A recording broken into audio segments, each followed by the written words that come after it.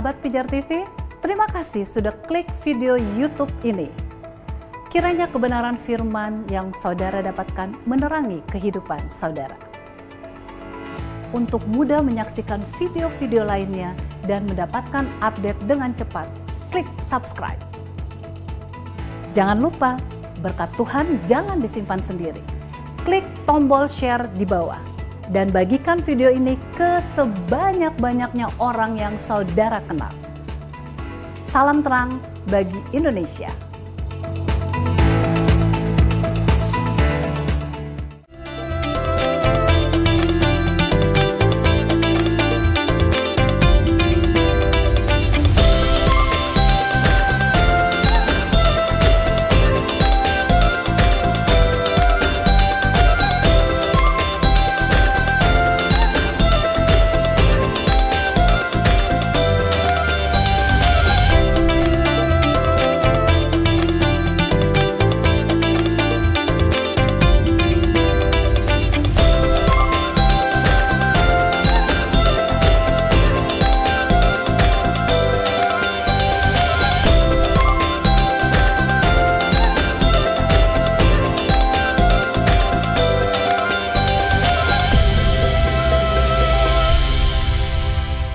Shalom, salam sejahtera pemirsa Pijar TV dimanapun Anda berada.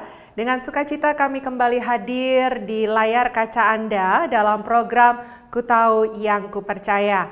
Masih melanjuti pembahasan kita berkaitan dengan doa Bapa Kami, di mana hari ini kita akan membahas kalimat yang berkata, "Berikanlah pada kami hari ini makanan kami yang secukupnya." Menarik bukan, di mana Tuhan mengajarkan kita untuk meminta kepada Dia makanan secukupnya. Kenapa bukan untuk 2 hari? Kenapa bukan sekalian dalam 1 minggu, bahkan mungkin 3 bulan, 1 tahun? Kenapa harus secukupnya? Nah, untuk itu jangan kemana-mana pemirsa, karena hambanya Pendeta Esra Soru sudah siap untuk memberkati kita semua. Tetaplah bersama kami dalam program acara Ku Tahu Yang Ku Percaya.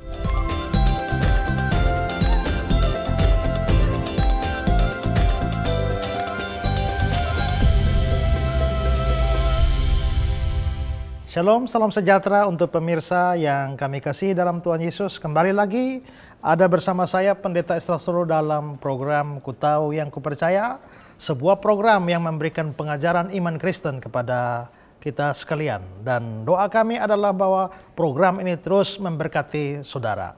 Dan saudara-saudara, kita sedang ada pada pembahasan seputar masalah doa Bapa Kami. Ada beberapa episode yang sudah lewat membahas setiap potongan kalimat dari doa Bapa Kami. Dan apabila penjelasan-penjelasan yang sudah diberikan masih menyisakan pertanyaan dalam diri saudara-saudara terkait dengan doa Bapa Kami beri kesempatan saudara untuk mengajukan pertanyaan. Ada nomor HP yang tertera di layar kaca Anda. Silakan Anda SMS ke sana dan kami akan menjawab. Juga bukan hanya pertanyaan, apabila Anda punya beban doa yang Anda butuh supaya kami pun mendukung Anda dalam doa. Tim Pijar TV siap mendukung Anda dan silakan kirimkan pokok doa Anda di nomor yang sama. Dan kami berharap bahwa pelayanan Pijar TV dapat menjadi berkat tersendiri bagi Anda. Baik saudara-saudara, hari ini kita akan melanjutkan pelajaran kita soal doa Bapa Kami. Pak, maaf. Saya tadi dengar pembahasan Bapak yang lalu bahwa kita harus berdoa sesuai kehendak Allah. Ya. Tapi bagaimana dengan doa Hizkia? Banyak orang berpendapat bahwa doa Hizkia itu dapat merubah kehendak Allah. Apakah doa bisa mengubah kehendak Allah? Ya, salah satu potongan dari doa Bapa Kami itu adalah bahwa jadilah kehendak-Mu. Bahkan Tuhan Yesus saja berdoa, jikalau sekiranya mungkin cawan ini berlalu, tapi jangan kehendakku, kehendak-Mu jadilah. Tuhan itu sudah punya ketetapan-ketetapan dan rencana-rencana sejak dari kekekalan. Untuk segala sesuatu yang terjadi di kolong langit ini. Dan rencana Tuhan tidak bisa gagal. Ada banyak ayat yang membuktikan bahwa rencana Tuhan tidak bisa gagal. Kalau manusia berencana bisa gagal. Tapi kalau Tuhan berencana, tak mungkin gagal. Karena dia maha kuasa, dia maha tahu. Waktu dia merencanakan semuanya, manusia bisa berencana bertahap. Waktu kita SD berencana SMP di mana? Waktu SMP rencana SMA di mana? Waktu SMA rencana kuliah di mana? Waktu SMA sudah kuliah, rencana kerja di mana? Sudah kerja, rencana nikah di mana? Habis nikah, rencana mati di mana? Kita bisa berencana bertahap, tapi kalau Allah, kan Allah bukan kayak kita. Dia sekali merencanakan, semua perencanaan itu dari kegagalan. Dan rencana itu tidak bisa gagal. Bahkan tidak mungkin digagalkan oleh apapun, termasuk tidak bisa digagalkan oleh doa orang percaya. Tapi muncul pertanyaan ya, bagaimana dengan doa Hizkia? Nah, supaya pemirsa juga tahu apa yang dipersoalkan, coba Ibu baca Yesaya pasal 38. Ayat 1-5. Pada hari-hari itu Hizkia jatuh sakit dan hampir mati. Lalu datanglah Nabi Yesaya bin Amos dan berkata kepadanya, "Beginilah firman Tuhan, sampaikanlah pesan terakhir kepada keluargamu, sebab engkau akan mati, tidak akan sembuh lagi." Lalu Hizkia memalingkan mukanya ke arah dinding dan ia berdoa kepada Tuhan. Ia berkata, "Ah Tuhan, ingatlah kiranya bahwa aku telah hidup di hadapan-Mu dengan setia dan dengan tulus hati, dan bahwa aku telah melakukan apa yang baik di mata-Mu." Kemudian menangislah Hizkia dengan sangat. Maka berfirmanlah Tuhan kepada Yesaya, "Pergilah dan katakanlah kepada Hizkia, beginilah firman Tuhan, Allah Daud, bapa leluhurnya, telah kudengar doamu dan telah kulihat air matamu. Sesungguhnya aku akan memperpanjang hidupmu 15 tahun lagi." Nah, jadi kelihatannya Tuhan berencana Hizkia mati di sini. Ya. Tapi Hizkia berdoa, Tuhan dengar doa Hizkia, perpanjang usianya 15 tahun. Berapa usia Hizkia pada waktu dapat berita akan mati? Terlalu panjang untuk membuktikan, saya hanya kasih kesimpulannya saja. Pada waktu itu Hizkia kira-kira umur 39 tahun. Pada waktu umur 39 tahun dia sakit, akan mati. Dia berdoa Tuhan perpanjang umur 15 tahun, berarti 54. Jadi selesai di sini. Tapi di sini pertanyaan kita, kalau memang Tuhan menetapkan dia mati di sini, dan gara-gara dia berdoa Tuhan perpanjang 15 tahun lagi, berarti rencana Tuhan diubah oleh doa Hizkia. Pertanyaan kita, benarkah rencana Tuhan diubah oleh Hizkia? Kita mungkin mesti mempertimbangkan satu hal, bahwa Tuhan pernah janji sama Hizkia. Janjinya apa? Coba mari kita lihat 2 Samuel 7. Coba ayat 12. Apabila umurmu sudah genap dan engkau telah... Ini firman Tuhan kepada Hizkia. Apabila umurmu sudah genap, terus? Dan engkau telah mendapat perhentian bersama-sama dengan nenek moyangmu, maka aku akan membangkitkan keturunanmu yang kemudian, anak kandungmu, dan aku akan mengokohkan kerajaannya. Berarti Tuhan ada janji sama Hizkia bahwa pada waktu Hizkia mati, sampai batas umurnya itu, dia akan mati umur 54. Pada waktu dia mati ini, dia sudah punya anak, ada keturunan. Ya. Ini janji Tuhan. Maka Hizkia tidak boleh mati sebelum punya anak. Harus punya anak baru mati. Apakah Tuhan menggenapi rencananya? Ya. Tapi mari kita coba lihat kapan dia punya anak. 2 Raja-Raja 21 ayat 1. Manasye berumur 12 tahun pada waktu ia menjadi raja. Ya. Dia akan jadi raja ganti ayahnya Hizkia. Manasye ini anaknya Hizkia. Nah, pada waktu bapaknya mati dan dia ganti raja, waktu itu dia umur 12. Berarti pada waktu Hizkia mati, Manasye umur 12. Kalau begitu Manasye lahir kapan? Manasye lahir itu Hizkia umur berapa? 41. Ya kan? Di sini. Jadi kalau Tuhan berencana Hizkia mati 39, berarti Manasye belum lahir. Saudara ngerti ini? Mana mungkin Tuhan janji bahwa Hizkia akan punya anak. Dan anaknya baru Hizkia umur 41 baru ada anak. Tuhan berencana Hizkia mati umur 39. Tidak mungkin. Kalau begitu sebenarnya, apalagi saudara ya, kalau saudara baca dalam silsilah Yesus itu turunan dari Hizkia juga. Jadi kalau Hizkia sampai mati tidak punya anak, Mesias nggak jadi datang. Maka tidak bisa, Hizkia harus punya anak sebelum mati. Maka Tuhan tetapkan dia punya anak umur 41. Tidak mungkin Tuhan dalam ketetapannya merencanakan Hizkia mati 39.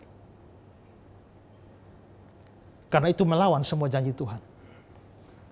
Terus kalau begitu bagaimana menyelesaikan ini? Gini, Tuhan tidak menetapkan Hizkia mati umur 39. Tuhan menetapkan Hizkia mati umur 54. Tapi Hizkia lalu jatuh sakit pada umur 39. Kalau Tuhan mau Hizkia mati, biarkan saja dan dia mati. Tapi Tuhan tidak mau dia mati. Makanya Tuhan utus Yesaya datang kasih tahu, dia akan mati. Setelah dia dapat berita, Tuhan menggerakkan dia sehingga dia berdoa. Pada waktu dia berdoa, Tuhan kabulkan doanya. Sehingga akhirnya dari sudut pandang manusia kelihatannya Tuhan tambahkan 15 tahun. Tapi sebenarnya memang Tuhan tetapkan dia mati di sini. Jadi sebenarnya tidak ada rencana Tuhan yang berubah. Hanya sudut pandang saja. Dilihat dari kacamata manusia, Hizkia mestinya mati umur 39. Dan Tuhan berubah, tambahkan 15. Jadi ini. Tapi dari kacamata Tuhan tidak di sini nih. Tapi karena di sini sakit, kalau Tuhan biarkan saja mati. Tapi Tuhan mau dia mati di sini.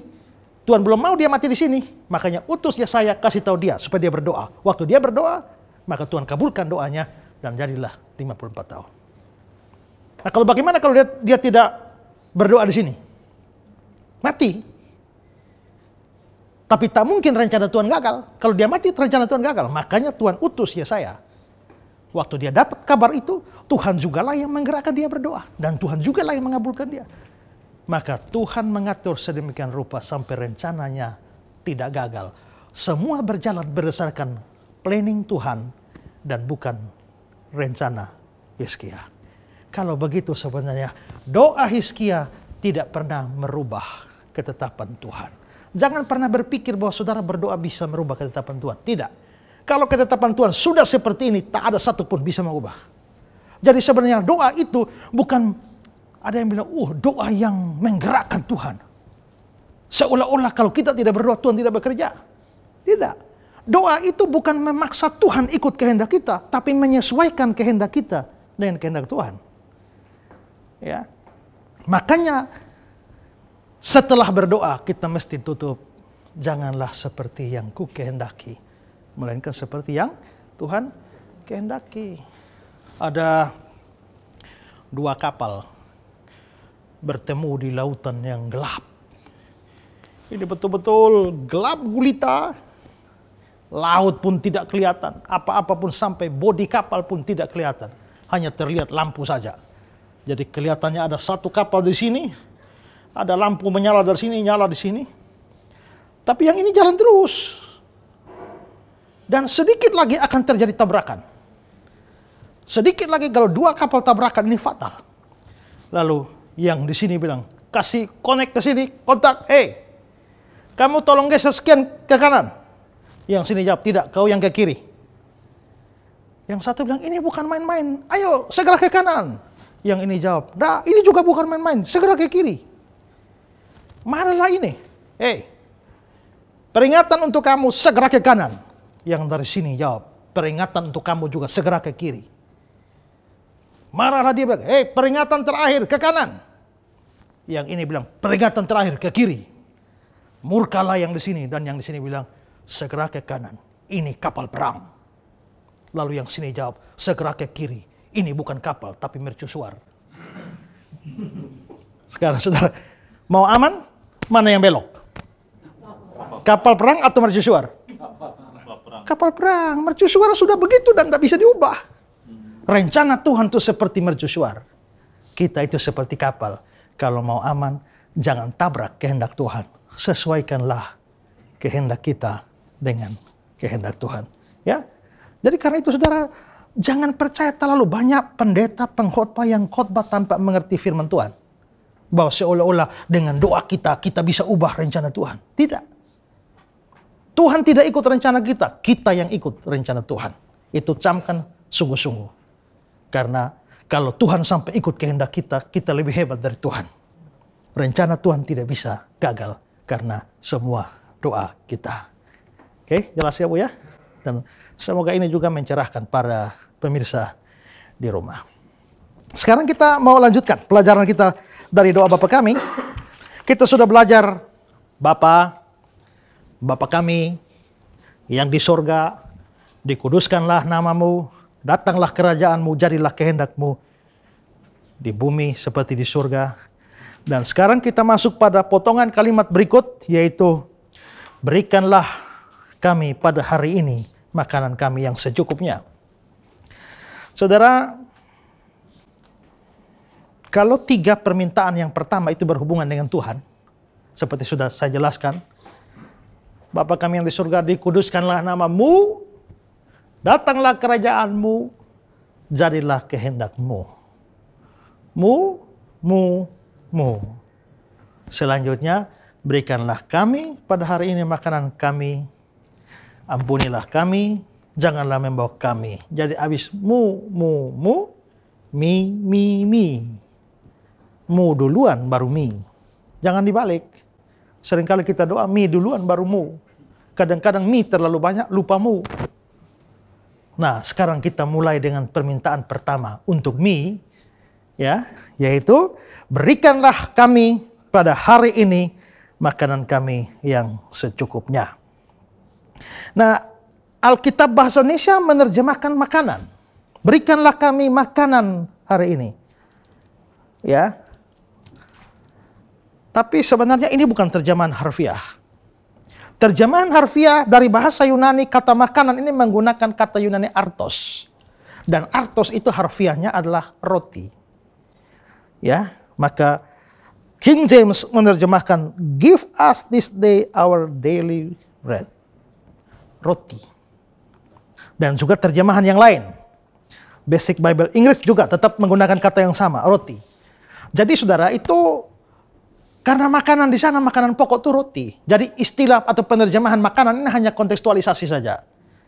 Kalau dibilang berikanlah kami roti, kita juga nggak butuh-butuh amat roti ya. Tiap hari makan jagung, tiap hari makan nasi kok, ya ngapain? Tapi bagi orang Yahudi roti itu penting sekali. Nah makanya waktu kalau mau diterjemahkan lurus secara harfiah roti, kita merasa tidak terlalu penting lah roti itu. Makan roti sebulan sekali aja juga belum tentu. Yang kita butuhkan ini adalah nasi.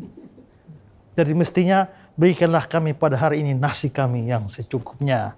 Atau jagung kami yang secukupnya. Atau sagu kami yang secukupnya, baru relevan dengan kita. Karena itu demi kepentingan kontekstualisasi, maka penerjemahan Alkitab mengubah roti menjadi makanan. Ya.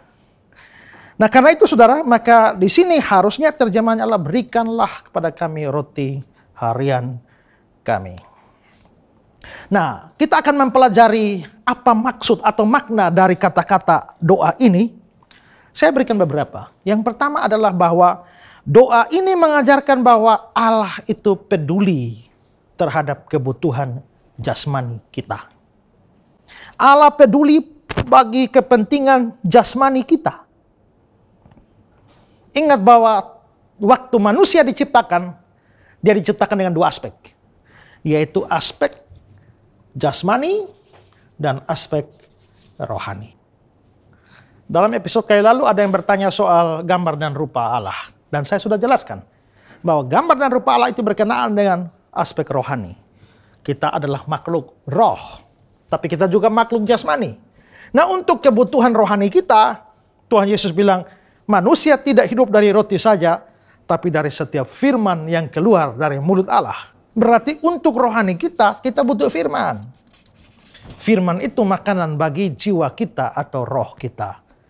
Tapi tubuh kita apa? Roti. Manusia tidak hidup dari roti saja, tapi dari firman. Berarti firman ya roti juga. Makanan juga. Nah, kalau di dalam doa Bapa kami ini, coba bayangkan. Doa untuk orang sakit tidak muncul di dalam doa Bapa kami. Doa usir setan tidak muncul di sini. Ya, tapi doa untuk urusan perut, makan masuk. Berarti betapa Tuhan peduli dengan urusan perut kita. Ya. Betapa Tuhan peduli dengan kebutuhan jasmani manusia. Kalau kita melihat saja pada waktu Tuhan menciptakan manusia, Dia sudah memperhatikan kebutuhan makan minum. Coba lihat Kejadian 1 ayat 29. Lihatlah, aku memberikan kepadamu segala tumbuh-tumbuhan yang berbiji di seluruh bumi dan segala pohon-pohonan yang buahnya berbiji. Itulah akan menjadi makananmu. Itulah yang akan menjadi makananmu. Waktu penciptaan Tuhan sudah peduli urusan makan. Kejadian 2 ayat 9. Lalu Tuhan Allah menumbuhkan berbagai-bagai pohon dari bumi yang menarik dan yang baik untuk dimakan. Yang menarik untuk dimakan, yang baik untuk dimakan buahnya. Tuhan sudah dari awal penciptaan sudah perhatikan urusan makan. Fakta lain yang kita bisa perhatikan adalah pada waktu Israel di padang gurun, Tuhan juga perhatikan urusan makan mereka. Coba lihat Keluaran 16 ayat 4. Lalu berfirmanlah Tuhan kepada Musa, sesungguhnya aku akan menurunkan dari langit hujan roti bagimu. Maka bangsa itu akan keluar dan memungut tiap-tiap hari sebanyak yang perlu untuk sehari. Supaya mereka kucoba apakah mereka hidup menurut hukumku atau tidak. Ya, jadi kita bisa lihat bahwa Tuhan menurunkan apa? Dari langit hujan roti bagimu. Ditambah dengan kalau ayat 13 ada burung berduyun-duyun, burung puyuh. Jadi kita bisa lihat bahwa Tuhan itu kasih makan Israel dengan roti dari langit. Namanya apa? Mana. Mana itu apa? Apa itu? Apa itu mana? Mana itu apa? Apa itu mana? Mana itu apa?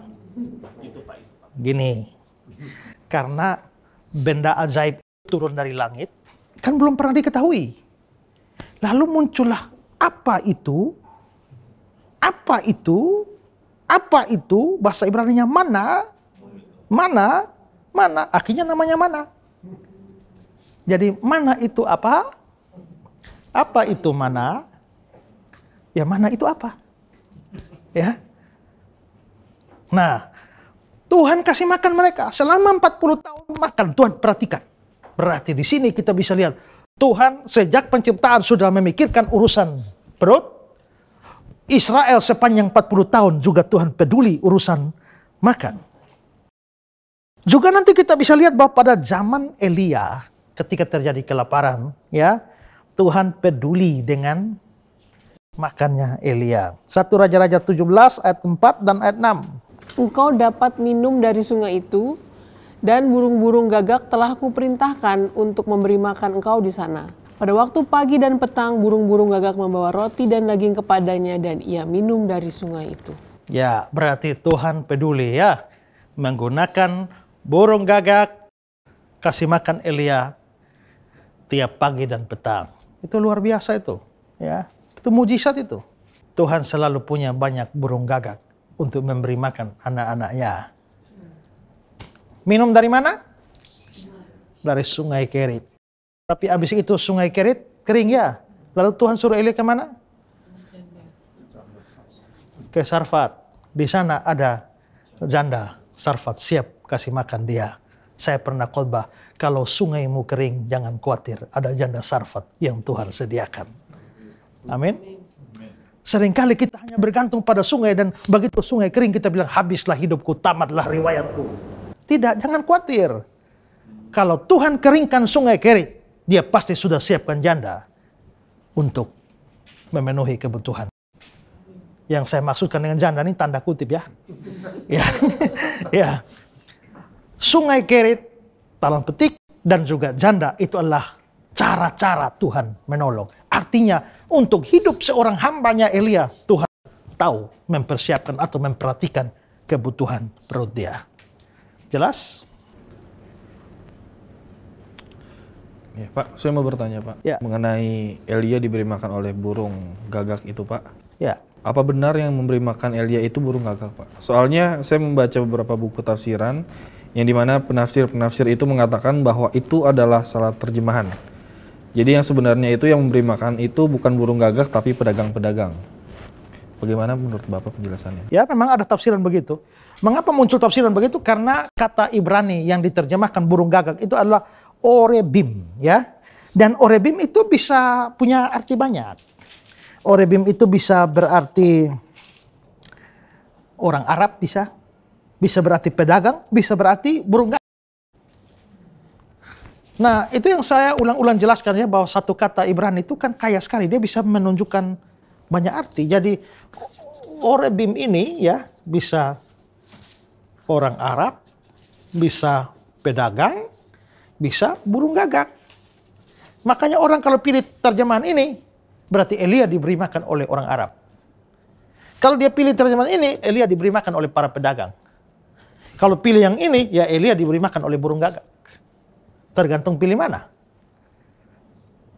Makanya kalau pernah baca seperti itu, pasti orang-orang itu memilih terjemahan 1 atau terjemahan 2. Tapi kalau saya tetap memilih terjemahan yang ketiga, kenapa? Karena ingat bahwa Orebim yang memberi makan Elia ini kan pagi dan petang loh. Dan ingat bahwa Elia lagi bersembunyi dari ancaman Ahab. Agak sukar dipikirkan bahwa ada pedagang yang tiap pagi datang bawa makan, tiap sore datang bawa makan, pagi bawa makan, sore bawa makan, tanpa diketahui Ahab. Atau orang Arab atau pedagang. Karena itu menurut saya dari pemikiran itu, ini sekalipun mungkin dari segi bahasa, tapi harus ditolak dalam pengertian konteks pada zaman itu. Sehingga saya lebih setuju tetap burung gagak. Ya, itu problem-problem penerjemahan. Jadi ya, kemungkinan lebih besar adalah tetap burung gagak, dan saya yakin itu. Bukan cuma pada masanya atau zamannya Elia ya, kita bisa lihat itu. Tuhan Yesus juga memperhatikan kebutuhan orang-orang yang percaya kepada dia ketika dia mengajar dan banyak orang ikut dia. Mereka dikatakan mereka lapar. Dan pada waktu mereka lapar ini Tuhan Yesus memberi atau melakukan mujizat bagi mereka, yaitu memberi makan mereka dengan 5 roti dan 2 ikan. Cukup untuk 5.000 orang, tidak termasuk perempuan dan anak-anak. Kira-kira yang makan antara 7.500 orang kira-kira.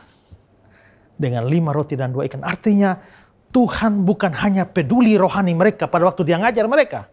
Tapi setelah dia mengajar mereka, dia tahu mereka lapar, dia juga bikin mujizat. 5 roti dan 2 ikan. Cukup untuk makan. Tuhan Yesus peduli urusan makan. Oke, dari sini jelas ya bahwa berikanlah kami makan hari ini secukupnya. Itu membuktikan Tuhan sendiri peduli dengan urusan makan manusia. Jelas semua? Oke, sekarang saya mau mengajak kita memperhatikan satu hal ya. Bahwa kalau Tuhan memperhatikan kebutuhan jasmani kita, memang itu menjadi salah satu penyebab atau alasan atau landasan kita tidak boleh khawatir apapun. Mari kita coba perhatikan Matius 6 ayat 25.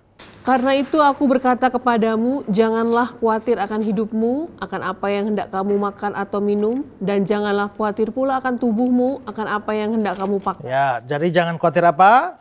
Jangan khawatir makan, minum, pakai. Terus? Bukankah hidup itu lebih penting daripada makanan, dan tubuh itu lebih penting daripada pakaian? Kalimat penting, kalimat terakhir nih. Coba ulang kalimat terakhir. Bukankah hidup itu lebih penting daripada makanan? Berarti hidup lebih penting daripada makanan. Lalu? Dan tubuh itu lebih penting daripada pakaian. Tubuh lebih penting daripada pakaian. Perhatikan ini. Hidup lebih penting dari makan. Tubuh lebih penting daripada pakaian.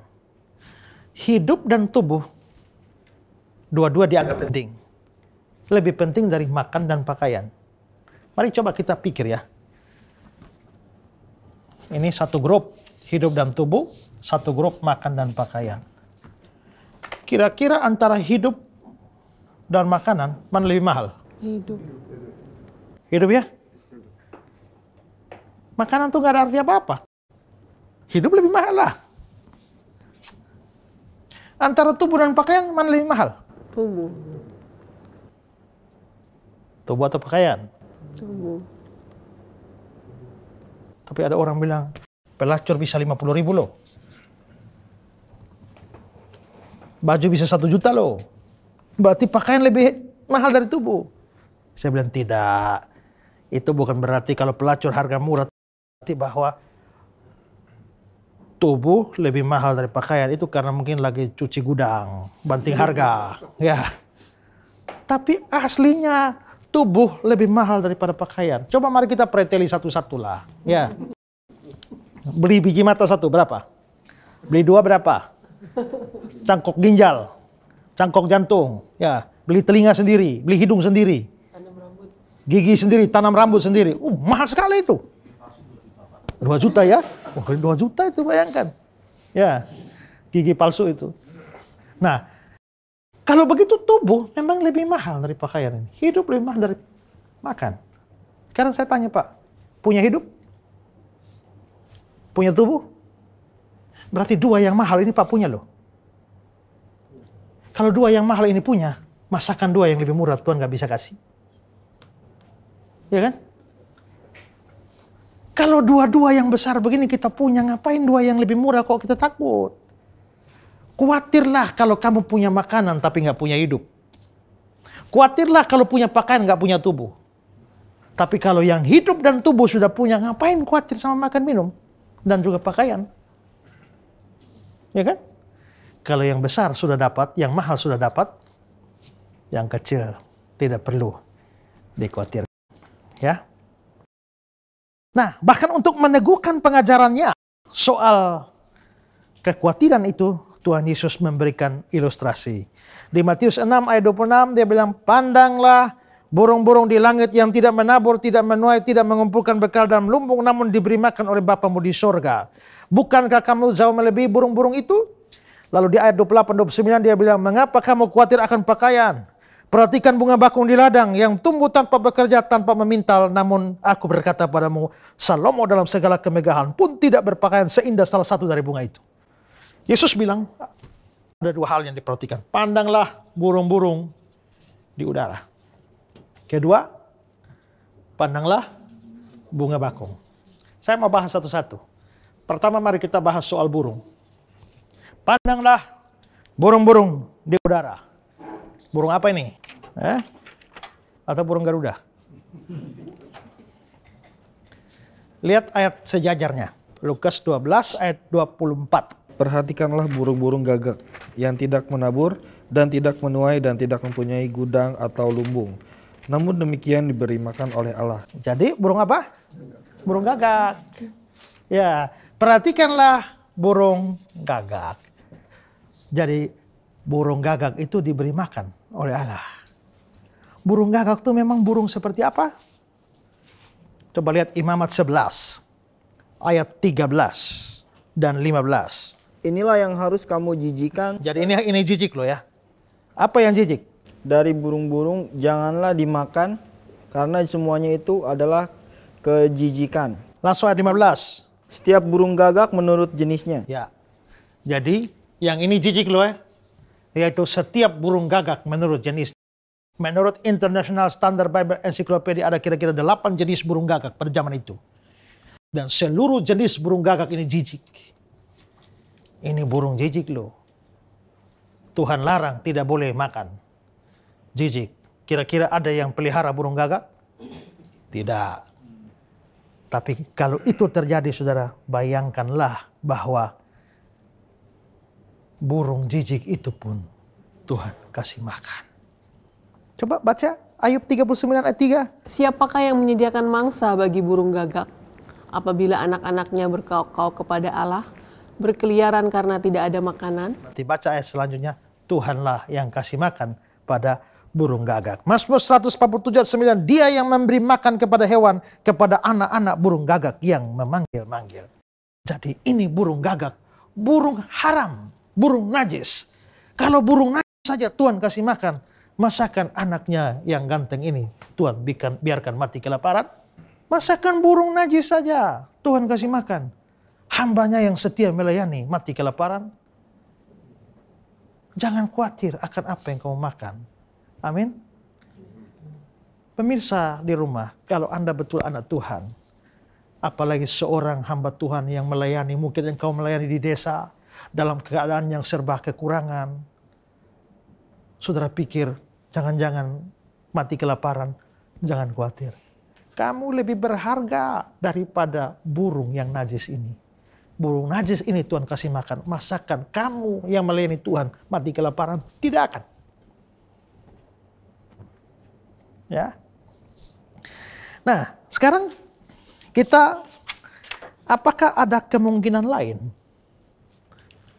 selain burung gagak? Tadi Pak bilang burung apa?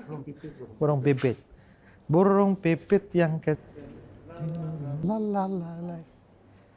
Mungkin burung pipit? Mungkin.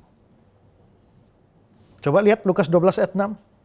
Bukankah burung pipit dijual 5 ekor 2 duit? Sungguh pun demikian tidak seekor pun daripadanya yang dilepakan Allah. Ini burung, tadi burung gagak, ini burung pipit. Nah, coba ulang. Bukankah burung pipit dijual 5 ekor 2 duit? Cukup di situ. Burung pipit dijual berapa? 5 ekor. 5 ekor pipit. 2 duit. 2 duit. 5. Kalau punya duit 2, beli burung pipit dapat 5. Kalau punya duit 1, dapat 2,5 ekor. Ini burung hidup loh ya. Kalau burung mati kita bisa potong bagi 2. Itu burung hidup ini. Ya? Berapa 2 ya? 1, 2, 5. Ya. Oke, mari lihat Matius 10 ayat 29. Bukankah burung pipit dijual 2 ekor seduit? Ya, cukup. Berapa? 2 ekor seduit. seduit. Kalau duitnya 1 dapat 2. Terus kenapa ini 5? Kalau ini 2 mestinya 4. Ini kok 5? Bonus. Kenapa bisa bonus? Kalau kita beli sayur kangkung di pasar, 1 ikat berapa? 1.000. Kita nawar. Bagaimana kalau 3 ikat 2.000? Boleh lah, ambil lah. Ya, beli ikan. 1 kumpul ikan berapa? Oh, 5.000. Oh, 3 10 ya. Ngambil lah. Pergi ke showroom. Ya, mobil berapa? 200 juta. 3 500 ya. Boleh Pak? Kenapa ikan boleh? Mahal. Yang mahal nggak bisa dikasih bonus. Yang murah-murah boleh. Kalau burung pipit boleh dikasih bonus, artinya burung pipit ini murahan. Tapi ayat itu mengatakan apa? Sungguh pun demikian tidak seekor pun daripadanya yang dilupakan Allah. Burung murahan saja Allah tidak lupa. Matius 10 ayat 29, seekor pun daripadanya tidak akan jatuh ke bumi di luar kehendak Bapamu. Coba bayangkan, burung murahan saja tidak bisa jatuh kalau Tuhan tidak kehendaki. Makanya lagi heboh-hebohnya ancaman untuk bangsa kita mengganti dasar negara kita. Saya pernah diminta orasi. Lalu saya orasi, jikalau burung pipit tidak bisa jatuh ke bumi di luar kehendak Bapa di surga, apalagi burung Garuda. Tidak bisa. Ya. Burung murahan saja tidak akan mati kalau Tuhan tidak kehendaki. Masakan hambanya yang setia ini bisa mati, jatuh ke bumi mati karena tidak punya makanan. Tidak bisa. Bahkan di dalam bagian yang lain dia bilang apa? Ya, kamu lebih jauh lebih melebihi burung-burung itu. Kamu jauh lebih berharga. Bahkan dalam bagian yang lain dia bilang, bahkan kamu, rambut kepalamu pun terhitung seluruhnya. Oh, kita sendiri pernah hitung rambut kita.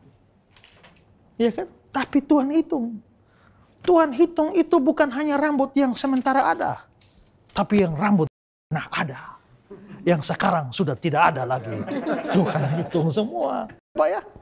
Haleluya, amin. Amin. Tuhan hitung semua.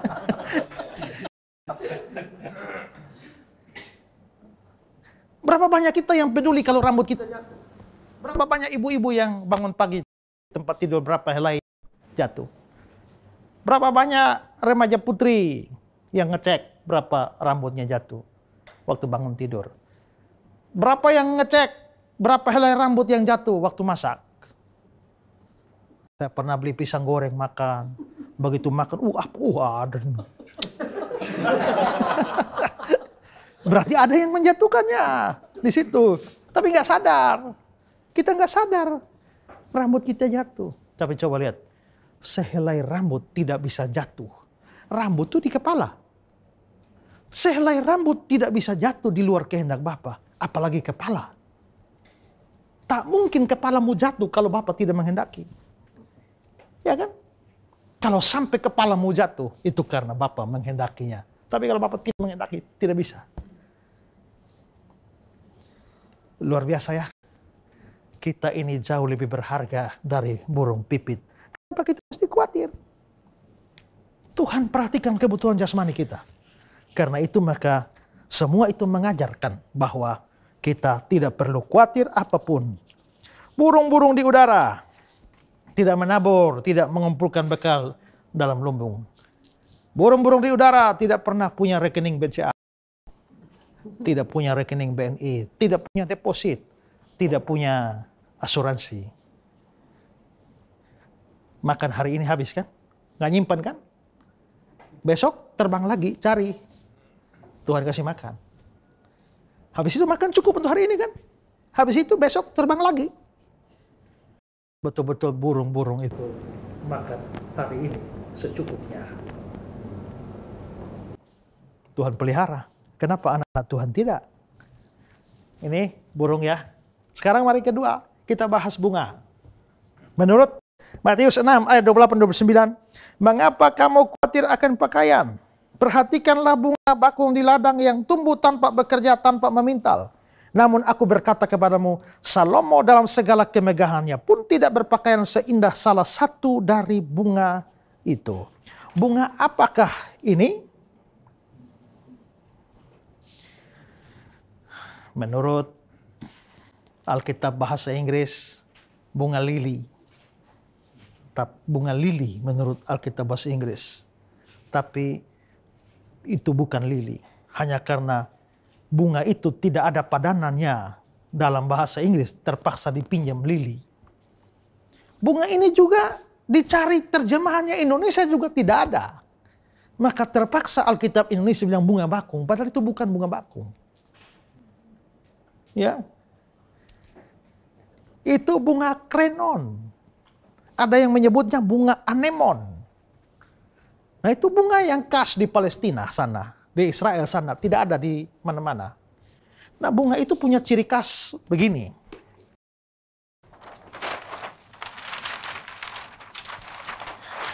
Di lereng-lereng gunung Palestina, bunga ini tumbuh dengan subur. Tapi bunga ini punya satu ciri khas. Dia bisa tumbuh dan begitu indah kuntum-kuntumnya luar biasa. Tapi bunga yang satu ini begitu menghasilkan kuntum yang luar biasa. Sore hari layu, setelah kuntumnya gugur, sampai matinya dia tidak bisa menghasilkan kuntum lagi. Dengan kata lain, bunga ini hanya berkuntum sekali seumur hidup. Itu kira-kira kayak pohon pisang gitu ya. Begitu kita panen, ambil tandan pisangnya, pohon pisangnya ditebang. Kenapa? Dipelihara 7 tahun akan datang pun tidak akan bisa menghasilkan sekali saja. Karena itu maka perempuan-perempuan Yahudi biasa pergi ke lereng gunung ini, lihat yang bunganya sudah layu-layu itu dicabut. Untuk apa? Bawa ke rumah, dijemur. Untuk apa? Waktu masak, dijadikan kayu bakar. Ya. Coba lihat Matius 6 ayat 30. Jadi jika demikian Allah mendandani rumput di ladang yang hari ini ada dan besok dibuang ke dalam api, tidakkah ia akan terlebih lagi mendandani kamu, hai orang yang kurang percaya? Ya, dikatakan apa? Allah mendandani rumput di ladang yang hari ini ada dan besok dibuang ke dalam api. Api apa? Bukan api neraka. Api untuk masak ini, ditunggu itu loh. Dengan kata lain, bunga ini boleh indah, lebih indah dari Salomo. Nasib terakhir ditunggu. Bunga ini hidup hanya sebentar saja. Ya, nasib terakhir di dalam api. Tapi Tuhan Allah begitu mendandaninya. Lebih indah dari pakaian raja terkaya Israel, Salomo. Sekarang saudara pikir, jikalau Tuhan bisa mendandani bunga yang hanya hidup sementara ini, apakah dia tidak bisa memberi engkau pakaian? Engkau lebih berharga daripada bunga itu. Bahkan engkau bukan hanya sementara dan habis musnah di sini seperti bunga. Engkau diciptakan menurut gambar dan rupa Allah. Artinya Allah memberikan kepadamu nilai kekekalan, sifat kekekalan. Sehingga kamu itu adalah makhluk yang kekal. Tubuhmu boleh habis, tapi jiwa atau rohmu tidak. Henry bilang, pakaian Salomo sangat indah dan megah. Dia yang memiliki harta yang istimewa dari para raja dan penguasa, dan dengan cermat menampilkan kemegahan dan keperkasaannya, pasti memiliki pakaian-pakaian yang mewah yang terbaik buatannya dari semua pakaian yang bisa diperoleh, terutama saat dia tampil dalam kemuliaannya di hari-hari penting. Namun demikian, seindah apapun dia berpakaian, keindahannya masih kalah jauh dari bunga-bunga bakung. Setaman bunga tulip lebih cemerlang daripadanya. Karena itu saudara, jangan khawatir akan hidupmu. Tuhan peduli kebutuhan jasmani. Tapi itu bukan berarti kita malas ya. Oh, karena burung tidak bekerja, tidak memintal, Tuhan kasih makan, ya kita diam-diam saja. Tuhan benci orang malas loh ya. Hai pemalas, pergilah kepada semut. Perhatikan lakunya dan jadilah bijak. Saya selalu bilang begini, orang malas itu makhluk aneh. Kenapa? Karena tidak mirip Tuhan juga tidak, mirip setan juga tidak. Tuhan itu rajin loh. Menopang segala sesuatu dengan firman. Kira-kira setan rajin atau tidak? Rajin itu. Kita bisa cuti, setan tidak. Hari Minggu banyak orang Kristen tidur di rumah, setan kerja terus. Ya. Ya. Waktu kita dengar firman Tuhan, setan juga kerja keras. Dia bekerja sedemikian rupa mencuri benih firman Tuhan yang kita dengar. Sampai akhirnya kita ke gereja pun pulang gak dapat apa-apa. Pada waktu kita mau taat dengan firman Tuhan, giliran mau taat, setan bekerja lagi. Supaya kita jadi tidak lakukan firman-Nya. Setan itu kerja sibuk sekali itu, rajin sekali itu. Ya. Jadi Tuhan itu rajin kerja, setan rajin kerja. Kalau kau malas, mirip Tuhan juga tidak, mirip setan juga tidak. Kamu jadi makhluk aneh itu. Ya. Tuhan benci orang malas.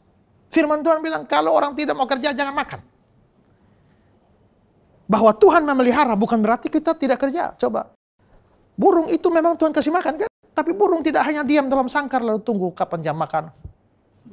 Tuhan kasih turun. Tidak. Tuhan itu sudah sediakan makan itu di ladang, di sawah, di lapangan, di hutan. Tugas burung itu adalah terbang, cari makan. Tuhan sudah taruh di sana. Makanya Tuhan berkati kita, tapi jangan hanya lipat tangan.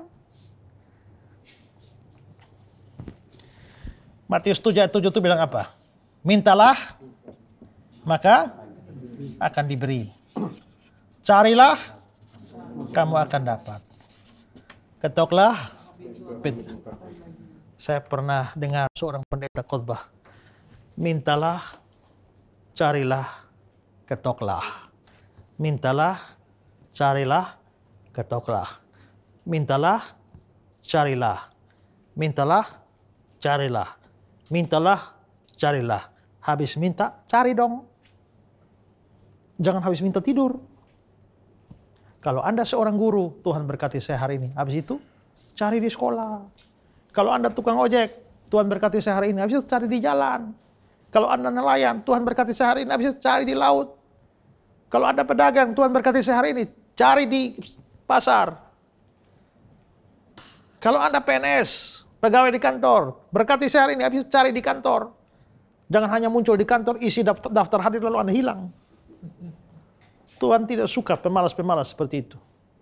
Ya, demikian juga bunga bakung. Tuhan ya, tapi bukan dia pasif. Dia mengerahkan akar-akarnya, mengambil semua sari makanan yang sudah Tuhan taruh di tanah. Jadi Tuhan memelihara kita, tidak boleh membuat kita malas. Setiap kali kita berdoa, Tuhan berikanlah kami pada hari ini makanan kami secukupnya. Itu menolong kita tidak khawatir, tapi harus menggerakkan kita juga untuk bekerja. Ora et labora. Berdoa dan kerja. Doa ini mengajar kita Allah peduli pada kebutuhan jasmani kita. Yang kedua adalah bahwa doa ini mengajar kita untuk meminta apa yang menjadi kebutuhan kita. Dua kata menarik di sini. Berikanlah kami pada hari ini makanan kami secukupnya. Makanan ini adalah kebutuhan primer. Dan yang diminta adalah secukupnya. Basic Bible English mengatakan, give us this day bread for our needs. Roti yang kami butuhkan. Ya. Terjemahan yang lain bilang, roti secukupnya, roti yang sangat dibutuhkan. Jadi di sini kita diajar oleh Tuhan melalui doa ini supaya kita minta kepada Tuhan itu adalah kebutuhan. Tapi banyak orang tidak menyampaikan kebutuhan, yang dia sampaikan adalah keinginannya. Tuhan mengajar kita untuk meminta sesuatu yang merupakan kebutuhan kita. J.B. Phillips mengatakan begini, juga kita diajar untuk meminta makanan yang secukupnya. Misalnya berdasarkan kebutuhan, bukan kemewahan yang harus disediakan. Permintaan ini tidak menguduskan ketamakan. Tuhan memberikan petunjuk. Kita minta apa yang merupakan kebutuhan kita. Jelas dengan demikian, doa ini menentang teologi kemakmuran.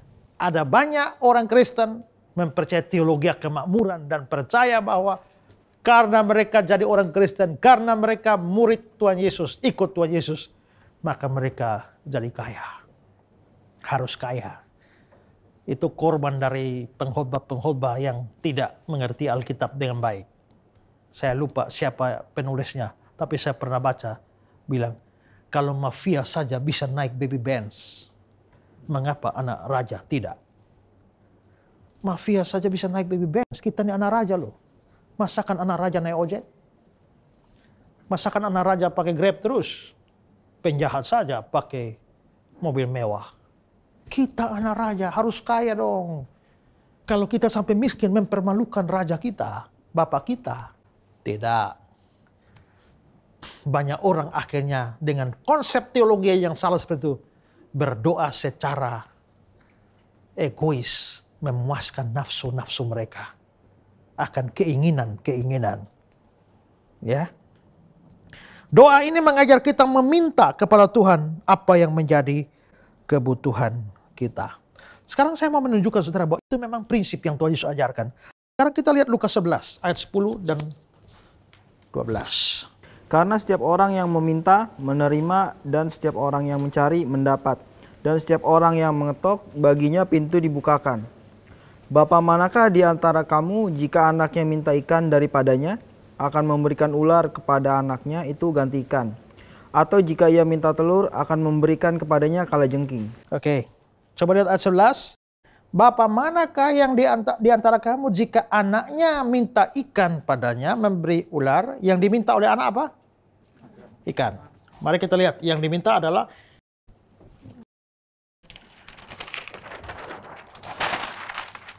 Ini di Lukas ya, versi Lukas ya. Yang anak itu minta ikan. Ayat yang ke-12. Telur. Jadi ada dua yang diminta oleh anak ini. Ikan dan telur. Sekarang kita bandingkan dengan versi Matius. Matius 7 ayat 8 sampai 10. Mintalah maka akan diberikan kepadamu, carilah maka kamu akan mendapat, ketuklah maka pintu akan dibukakan bagimu. Ayat 8. Karena setiap orang yang meminta menerima, dan setiap orang yang mencari mendapat, dan setiap orang yang mengetuk baginya pintu dibukakan. Ayat 9. Adakah seorang daripadamu yang memberi batu kepada anaknya jika ia meminta roti? Minta apa anaknya? Roti. Roti. Terus Atau memberi ular jika ia meminta ikan? yang diminta apa? Ikan. Menurut Lukas, diminta ikan dan telur. Menurut Matius, roti dan ikan. Mari kita gabung. Yang diminta apa? Ikan. Ya, ini kan ikan. Menurut Lukas yang diminta ikan dan telur. Ini roti dan ikan. Digabung? Berapa yang diminta? 1, roti. 2, ikan. 3, telur. Ini kebutuhan dasar. Rotinya, ini lauknya. Yang 3 yang diminta adalah kebutuhan dasar. Ingat Tuhan Yesus kasih makan orang dengan 5 roti, 2 ikan. Orang Israel biasa makan roti dan ikan. Kalau tidak ada, telur. Jadi jelas bahwa yang diminta ini adalah betul-betul kebutuhan. Ya, ada perbedaan hakiki antara kebutuhan dan keinginan. Keinginan biasanya memuaskan nafsu dan kalau tidak terpenuhi, nggak terlalu masalah juga sih. Tapi kalau kebutuhan tidak terpenuhi, itu mengakibatkan hal yang fatal dalam hidup. Dan Tuhan mau kita untuk meminta kebutuhan kita. Tuhan begitu mengasihi kita, dan Dia mengajar kita untuk meminta apa yang menjadi kebutuhan. Hal yang ketiga adalah bahwa doa ini mengajar kita untuk selalu bergantung pada Tuhan, ya. Selalu bergantung pada Tuhan. Doa ini bilang, berikanlah kami pada hari ini makanan kami secukupnya. Nah, di sini ada problem teks sedikit. Ya, kalau saya sudah jelaskan soal manuskrip ya. Ada problem teks sedikit. Yakni apakah hari ini itu berkaitan dengan berikanlah atau berkaitan dengan makanan kami. Jadi maksudnya berikanlah hari ini atau makanan hari ini. Tuhan berikanlah hari ini atau Tuhan atau makanan hari ini. Nah, terjemahan Alkitab kita itu memang kurang ketat sehingga bisa ditafsirkan bisa dua. Ya. Makanya dibilang dan dihubungkan dengan berikanlah. Maka dibilang berikanlah kami pada hari ini. Ada terjemahan yang mengikuti pandangan yang kedua tadi, yaitu hari ini dihubungkan dengan makanan atau roti. Makanya misalnya di dalam terjemahan Murdoch, give us our needful bread this day. Berikanlah kami roti atau makanan yang kami butuhkan. Ya. Tapi mayoritas terjemahan itu memakai misalnya give us this day, berikanlah kami hari ini our daily bread. Berikanlah kami hari ini makanan harian kami. Kelihatannya terjemahan ini lebih cocok dengan bahasa Yunaninya ya. Ton arton hemon ton epiosion dos hemin semeron. Terjemahan harfiahnya adalah roti kami sehari-hari berikanlah kepada kami hari ini. Itu terjemahan harfiah dari bahasa Yunani. Roti kami sehari-hari berikanlah kepada kami hari ini. Karena itu adalah diberikan hari ini, maka Alkitab Indonesia menerjemahkannya secukupnya. Tapi itu bukan terjemahan harfiah. Ya, terjemahan harfiah adalah roti kami sehari-hari berikanlah pada kami hari ini. Jadi hari ini atau sehari-hari, daily, dihubungkan dengan makanan kami. Maka di sini kita diajarkan untuk meminta makanan harian kita kepada Tuhan. Minta kapan? Tiap hari. Kalau hari ini mau makan, minta. Besok mau makan, minta. Hari Senin mau makan, minta. Hari Selasa, hari Rabu, Kamis. Yang minta-minta tiap hari itu siapa? Profesi kerjanya tiap hari minta itu apa? Pengemis, ya. Pengemis itu hidup bergantung dari belas kasihan orang, ya. Demikian juga kita disuruh minta setiap hari. Tuhan mau supaya seperti pengemis hidup dari belas kasihan orang. Demikianlah kita hidup sebenarnya dari belas kasihan Tuhan. Kita disuruh bergantung pada Tuhan. Berikanlah tiap hari makanan kami butuhkan. Kita diajar untuk meminta makanan seperti orang Israel diminta mengumpulkan mana secara harian. Cara hidup orang Kristen adalah dengan bergantung secara terus-menerus kepada Allah sehari demi sehari, kata J.B. Phillips. Ya. Si Levi Smith bilang, "Bapa, aku tak dapat memenuhi kebutuhan hidupku. Aku tergantung kepada banyak hal, tapi pada akhirnya aku paling tergantung kepadamu. Aku tak dapat hidup biarpun sehari tanpa engkau dan tanpa pemberianmu. Semua adalah kepunyaanmu." Apakah kita masih minta makan tiap hari pada Tuhan? Sedangkan di rekening ada begitu banyak duit. Masih minta Tuhan makan tiap hari? Kulkas ada penuh untuk 1 minggu.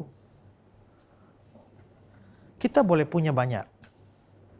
Tapi kita juga sadar bahwa sebanyak-banyak yang kita punya, kalau Tuhan tidak berikan karunia menikmati, kita juga nggak bisa menikmati, kan? Begitu untuk bisa makan hari ini, kita butuh makan dari Tuhan dan kemampuan atau untuk menikmati makanan dari Tuhan. Berarti kita bergantung sepenuhnya pada Tuhan. Ini luar biasa. Karena itu saudara-saudara, kalau mau jujur ya, semua kita memang bergantung, ya. Kisah 17:28, sebab di dalam Dia kita hidup, kita bergerak, kita ada. Di dalam Dia kita hidup, bergerak, ada. Keluar dari Dia, mati. Kita di hadapan Tuhan sama seperti ikan dalam akuarium. Bergerak sini sana, bikin apa saja, tetap di dalam air itu. Keluar dari akuarium itu, selesai, kelar hidup lu. Karena itu mempunyai kekayaan sebanyak apapun, kepintaran macam apapun. Apa artinya hidup ini tanpa Yesus kau miliki? Nah, bila saatnya telah tiba, kita dipanggil olehnya, maka semua yang kita miliki takkan berarti lagi. Ada orang di Brasil, kaya sekali. Waktu mau mati, beli mobil mewah. Dan dia pesan, kalau saya mati, jangan bukan peti mati. Tolong kubur saya dengan mobil ini. Waktu dia pakaikan jas hitam, mentereng sekali, kacamata hitam, ikat 2 tangan di setir, dan turunkan dengan mobil itu dalam lubang. Pertanyaan kita, Bapak mau kemana? Nggak ada arti. Semua selesai. Sejarah dunia mencatat Alexander the Great, Alexander Agung, pemimpin Yunani yang besar. Dalam usia yang sangat muda, 30 tahun lebih sedikit sudah menguasai dunia. Semua dunia dia taklukkan. Sampai dikatakan bahwa Alexander Agung pernah menangis sedih sekali di Sungai Gangga, India. Kenapa dia nangis? Karena sudah tidak ada daerah lagi yang bisa dia taklukkan. Semua sudah dia taklukkan. Tapi mati muda. Umur 33 tahun mati. Pada pemimpin besar sekali. Ya. Dan ada cerita menarik soal kematiannya. Bahwa pada waktu dia tahu bahwa dia akan mati karena sakit mendahului. Dia minta supaya kalau dia mati nanti bikin buat dia peti mati. Tapi di ujung ini bikin lubang. Dia minta supaya dua tangannya keluar dari lubang ini. Tubuhnya dalam peti. Tapi dua tangan ini keluar. Dan dua tangannya harus dibuat begini. Pada waktu mengusung peti jenazahnya untuk ke tempat pemakaman. Tolong semua uang, emas, perak yang dia punya. Tolong tabur di jalan. Itu pesan dia sebelum mati. Lalu mereka tanya, memangnya ada apa? Dia bilang, saya mau beri pesan kepada seluruh dunia. Bahwa saya berhasil dapatkan seluruh dunia ini. Tapi begitu saya mati, saya pergi dengan tangan hampa. Dan semua emas, perak, permata yang saya dapat, semua saya tinggal di jalanan. Tidak ada satupun yang saya bawa. Ya, emas kita tidak berharga di surga. Kamu kaya raya macam apapun, semua kekayaanmu kamu tinggal di bumi ini. Ada orang kaya sekali, tapi percaya Yesus, mati masuk surga. Waktu dia mati dijemput malaikat, ada tawar-menawar dengan malaikat. Malaikat, boleh nggak saya bawa emas saya 10 kilo aja? Malaikat bilang, nggak usah lah. Aduh, malaikat 7 kilo aja. Sudah, nggak usah. 5 kilo malaikat. Tidak perlu emas di surga. 1 kilo. Malaikat menyerah, ya sudahlah, bawalah. Malaikat pun membawa dia di bandara surga. Ini cuma ilustrasi saja. Ya, mendarat di bandara surga. Ternyata di bandara semua dari emas. Keluar dari bandara di jalan raya, semua jalan itu bukan dari aspal, dari emas. Semua gedung pencakar langit dari emas. Begitu dia lihat semua emas menggilap, dia lihat, aduh 1 kilo ini apa arti? Repot-repot bawa nggak ada arti. Begitu malaikat salah mata, lihat dia buang emasnya. Begitu dia buang ini, ada satpam di sana. Hei, dilarang buang sampah sembarangan. Artinya emas yang berharga itu di bumi ini, di sana hanya sampah. Saudara yang terkasih, hidupmu harus bergantung pada Tuhan. Biarpun kamu kaya raya, biarpun emasmu banyak, uangmu banyak, rekeningmu banyak, melimpah ruah, kamu tidak bawa sesuatu pun. Hidupmu harus tetap bergantung pada Tuhan. Karena itu tidak peduli kamu kaya, kamu harus tetap minta, berikanlah kami makanan hari ini yang secukupnya. Harus. Kalau Tuhan kasih umur panjang, punya banyak duit, pakai duit itu untuk kemuliaan Tuhan. Jangan hanya untuk memuaskan nafsumu saja. Uangmu dapat dipakai untuk memperlebar kerajaan Allah. Ada orang-orang yang mempunyai pikiran seperti itu. Makanya uangnya dikirim kepada kami untuk bisa membiayai seluruh tayangan Pijar TV, tayangan Ku Tahu Yang Ku Percaya, supaya memberkati banyak orang. Saudara pun boleh ambil bagian yang sama. Punya banyak duit, tapi saudara pakai duit bikin apa? Satu hari kita akan mempertanggungjawabkan waktu yang kita punya, duit yang kita punya. Berapa banyak kita bisa pakai untuk kemuliaan Tuhan. Karena itu saudara, kalau saudara memang mau supaya duitmu juga berguna bagi kerajaan Tuhan, di layar kaca ini ada rekening. Saudara boleh mentransferkan berkat Tuhan atau keuangan itu untuk dapat dipergunakan buat membiayai seluruh pelayanan Pijar TV dan Ku Tahu Yang Ku Percaya ini, dan bisa jadi berkat bagi banyak orang.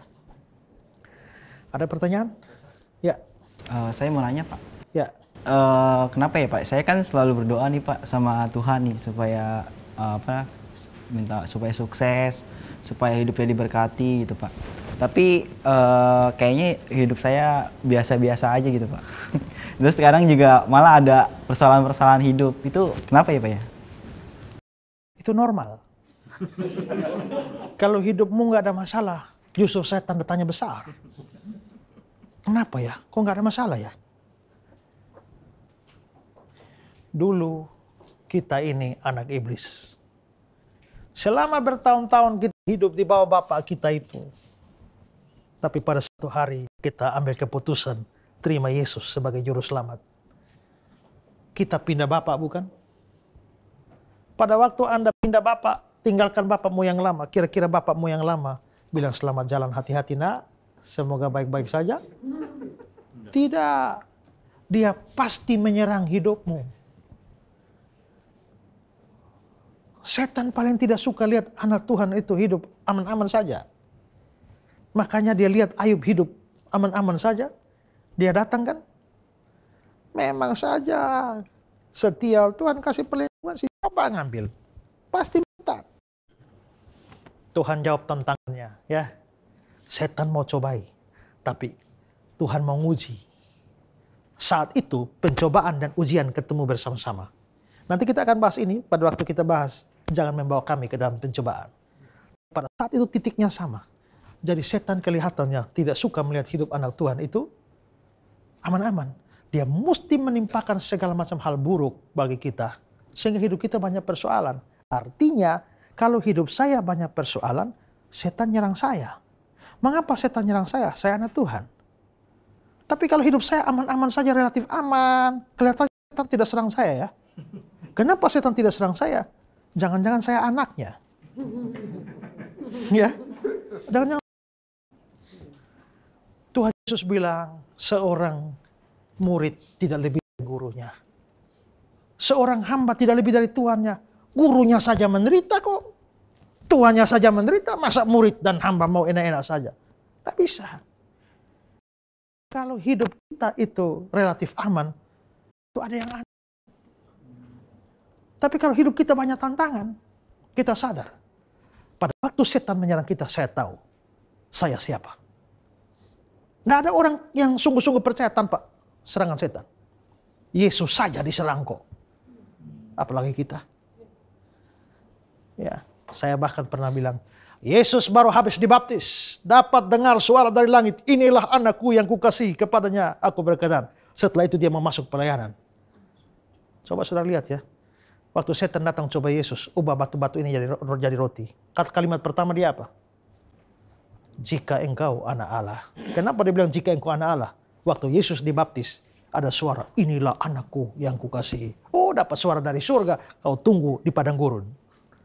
Ya, setan nyerang. Kenapa setan ngotot serang Yesus? Karena kalau Yesus bisa berdosa satu kali, pekerjaan penebusan gagal. Maka setan ngotot serang Yesus. Pencobaan pertama, gagal. Pencobaan kedua, gagal. Pencobaan ketiga, bukan hanya gagal, tapi diusir. Tapi menurut Lukas 4 ayat 13, iblis mengundurkan diri dan menunggu waktu yang baik. Satu hal yang positif dari iblis adalah tidak gampang putus asa. Ya. Dia menunggu waktu yang baik serang. Jangan saudara satu kali lolos, saudara kira aman. Setan tinggalkan, dia hanya nunggu waktu yang baik. Siapkan serangan berikut. Makanya kita tuh harus berdoa dan berjaga-jaga. Karena iblis ini menyerang kita terus. Tidak ada anak Tuhan yang tidak menderita. Kalau kamu sampai tidak menderita, ada dua kemungkinan. Pertama, kamu bukan anak Tuhan. Atau kedua, kamu anak Tuhan yang terlalu banyak kompromi. Kalau kita terlalu banyak kompromi, aman. Bos suruh tipu, baik bos, siap. Bos suruh berdosa, siap bos. Bikin pembukuan tuh yang untuk menghindari pajak. Ada dua pembukuan yang asli kita simpan, yang direkayasa nih, siap bos. Hidupmu aman kan? Tapi coba bos bilang gini-gini, tidak boleh bos, itu bohong. Kamu langsung dipecat, selesai hari itu. Sengsara hidupmu. Jadi kita itu tidak menderita kalau kita itu banyak kompromi. Pendeta Stephen Tong bilang, semua ikan itu berenang melawan arus. Hanya satu jenis ikan yang ikut arus. Ikan apa itu? Ikan mati. Kalau sudah mati dia ikut arus, tapi kalau hidup lawan arus. Karena itu kalau hidup anak Tuhan banyak masalah, itu normal. Puji Tuhan. Ya, puji Tuhan. Haleluya. Haleluya. Haleluya. Dan kadang-kadang Tuhan perlu izinkan itu terjadi, menderita supaya kita tetap ikut Tuhan dengan baik. Kalau tidak ada masalah, kebanyakan kita melenceng. Coba, gak ada beban ya. Jalan ke mall, mau ke sana loh. Jalan-jalan, lihat ada baju baru mampir. Waduh, jalan lagi lihat, ada laptop baru. Aduh, jalan-jalan, waduh, HP baru, keluaran baru. Kenapa bisa mampir-mampir? Gak ada beban? Ya, gak ada beban bukan? Tapi coba, saudara lagi beli beras 100 kilo, dan di sini ada 100 kilo. Pikul beras 100 kilo, baru, ada HP baru. Jalan lagi, ada laptop baru. Begitu? Enggak. Orang kalau banyak beban, jalan lurus. Tapi kalau nggak ada beban, biasa banyak beloknya. Banyak anak Tuhan mungkin belok-belok karena nggak ada beban. Supaya jalan lurus, Tuhan kasih beban. Ya, supaya jalannya ikut rel lurus. Jadi bersyukurlah. Kalau dibilang saya kok banyak berdoa ya, tapi kok hidup biasa-biasa saja. Mungkin secara jasmani biasa-biasa, tapi secara rohani gimana? Luar biasa dong. Jangan menilai segala sesuatu hanya dari jasmani saja, tapi nilai secara rohani. Ya, bahkan ada orang yang mengatakan bahwa kalau saya minta sesuatu dan saya dapat dari Tuhan itu luar biasa. Tapi kalau saya minta sesuatu pada Tuhan dan Tuhan tidak kasih, tapi saya tetap setia, itu lebih luar biasa. Ya, Tuhan, kalau saya minta Tuhan, yes, puji Tuhan. Tuhan juga bilang tidak, puji Tuhan juga. Paulus bilang, sebab dalam kelemahanlah aku kuat. Terlebih suka aku bermegah karena kelemahanku. Jadi, tetap setia pada Tuhan. Sekalipun kelihatannya biasa-biasa saja. Tapi secara rohani kita bisa meningkat. Secara pelayanan kita bisa terus maju. Dan kalau hidup penuh masalah, itu normal. Ya, saya juga dapat persoalan banyak. Waktu saya baca Alkitab, setan serang Yesus sedemikian rupa. Hendak menggagalkannya, saya tahu. Kenapa? Karena kalau bisa Yesus jatuh dalam dosa satu kali, rencana keselamatan gagal. Lalu saya menulis sebuah buku, Orang Percaya dan Pencobaan. Dalam tulisan saya bilang bahwa iblis sedang mengerahkan panah apinya yang terbaik kepada para pemimpin-pemimpin rohani. Kenapa? Kalau koster yang jatuh biasalah. Tapi kalau hamba Tuhan besar yang jatuh, dampaknya luar biasa. Itu makanya banyak hamba Tuhan jatuh dalam perzinahan, jatuh dalam duit, jatuh dengan kesombongan, dan lain sebagainya. Berapa banyak hamba Tuhan jatuh karena itu? Pemimpin besar gereja Korea sekarang, saya tidak tahu sekarang, masuk penjara gara-gara tipu uang jemaatnya. Kita juga baca berita beberapa hari ini, seorang hamba Tuhan yang mengklaim bahkan sebagai nabi dan rasul, tapi mencabuli berapa banyak orang. Ya, kenapa bisa begitu? Setan sedang mengarahkan panah-panah api terbaik untuk orang-orang yang berguna bagi kerajaan Allah. Saudara harus berguna bagi kerajaan Allah. Tapi begitu saudara berguna bagi kerajaan Allah, sudah harus siap menghadapi panah api dari si jahat. Kalau tidak punya pengaruh bagi kerajaan Allah, biasanya ya Gus Dur dulu pernah bilang, kasih ilustrasi, ada perang. Pesawat Inggris datang, tembak, roboh. Pesawat Amerika lewat, tembak, roboh. Spanyol roboh. Punya Indonesia lewat, mau tembak. Jangan, gak usah. Kenapa? Bos, kenapa semua ditembak? Indonesia punya jangan. Gak usah ditembak, nanti roboh sendiri. Kalau kita semakin saudara berguna bagi kerajaan Allah, semakin setan serang saudara. Ya, nanti kita bahas lebih jauh pada waktu bahas soal jangan membawa kami ke dalam pencobaan. Masih ada yang bertanya? Ya Pak, saya ingin bertanya Pak. Ya. Tadi Bapak sempat singgung mengenai Yesus memberi makan 5.000 orang dengan 5 roti dan 2 ikan Pak. Ya. Sedangkan saya pernah mendengar khotbah yang dimana katanya ternyata bukan mujizat Yesus yang memperbanyak roti atau ikan tersebut Pak. Melainkan orang yang datang ke sana membawa bekal masing-masing lalu dibuka dan makan bersama sehingga semuanya cukup. Bagaimana pendapat Bapak? Itulah ciri-ciri orang liberal. Orang liberal tidak percaya mujizat. Semua cerita mujizat Kalau bisa diterjemahkan untuk masuk akal secara alamiah. Mereka tidak menerima yang supranatural. Makanya dalam cerita Yesus beri makan 5.000 orang ini, mereka bilang begini, sebenarnya orang Yahudi jalan kemana-mana itu biasa bawa bekal. Hanya sekarang kan banyak orang nih, ribuan orang nih. Kalau saya keluarkan bekal saya dan saya makan, kalau tetangga sebelah minta bagaimana? Kan tidak enak. Masing-masing egois simpan punya dia. Tapi ada anak kecil yang rela mengeluarkan punya dia. Maka begitu anak kecil mengeluarkan punya dia, yang sebelah juga keluarkan. Kumpul semua jadi banyak. Dan jadilah cukup untuk ribuan orang. Jadi mujizat yang terjadi di sana seperti kata Barclay. Mujizat yang di sana bukan mujizat penggandaan roti. Tapi mujizat yang mengubah hati yang pelit. Tapi salah. Coba lihat Yohanes 6 ayat 14 coba.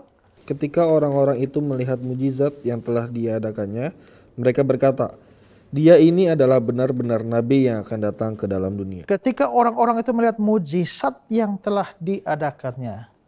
Mujizat ini loh. Definisi mujizat itu apa? Sesuatu yang supranatural.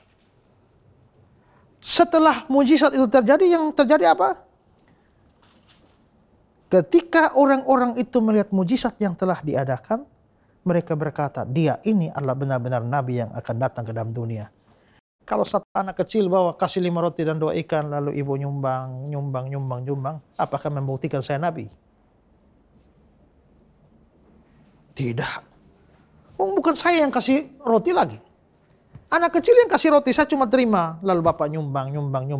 Apakah itu membuktikan saya nabi? Tidak. Bahwa mereka, dia ini adalah benar-benar nabi. Mereka bisa akui dia nabi. Itu karena keajaiban yang dia buat. Dan kalau itu keajaiban, maka itu harus terjadi penggandaan roti dan ikan.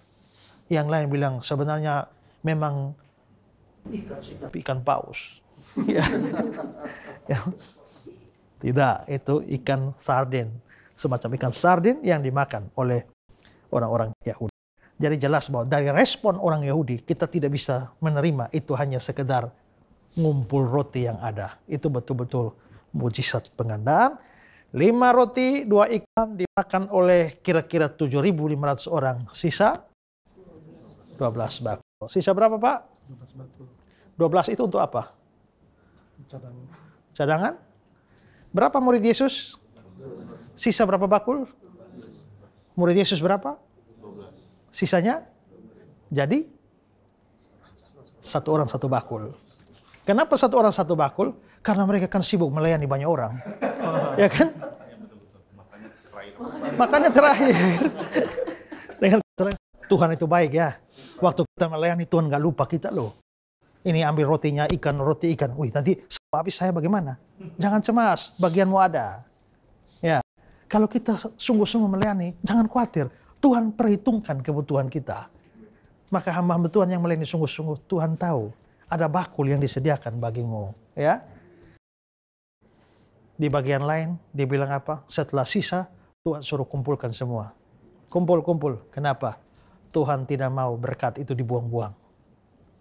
Ya, karena itu berkat yang ada pakai. Kalau kamu sudah cukup, sumbang untuk orang lain. Jangan dibuang. Karena kita harus menghargai berkat Tuhan yang ada. Baik saudara, kita sudah selesai membahas berikanlah kami makanan hari ini yang secukupnya. Saya tahu banyak saudara diberkati dengan program ini. Dan teruslah belajar firman Tuhan. Bersama Pijar TV, Ku Tahu Yang Ku Percaya. Dan saudara boleh menikmati berkat demi berkat secara rohani. Program Ku Tahu Yang Ku Percaya ini didanai oleh pemirsa sendiri. Pemirsa dari banyak daerah memberikan duitnya untuk pekerjaan Tuhan ini lewat Pijar TV. Di layar kaca Anda ada nomor rekening. Kami memberi kesempatan kepada Anda untuk turut berinvestasi di dalam melebarkan kerajaan Allah. Kalau Anda dipanggil Tuhan untuk itu, silakan berikan uang Anda, dan setiap uang Anda akan sungguh-sungguh dimaksimalkan dalam program Pijar TV, Ku Tahu Yang Ku Percaya. Akhirnya, saya Pendeta Esra Suruh pamit dari hadapan Anda. Doa saya selalu menyertai Anda, diberkati Tuhan, baik secara jasmani secukupnya, tapi secara rohani berlimpah-limpah. Salam terang untuk Indonesia.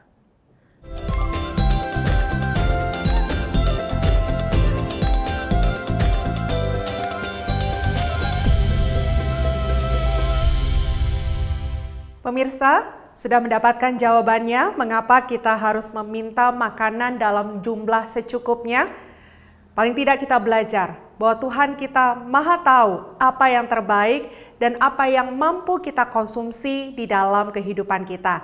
Dengan demikian kita akan berjalan dengan damai sejahtera, tidak serakah, tidak juga kekurangan, dan percaya bahwa Allah kita adalah Allah yang senantiasa mencukupi kita.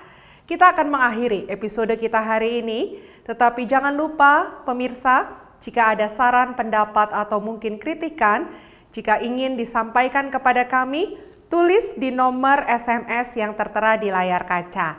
Atau untuk menopang dan menunjang pelayanan pengudaraan dari seluruh program-program yang ada di Pijar TV, Anda bisa mendukung dana dan dikirimkan melalui nomor rekening yang juga akan tertera di layar kaca.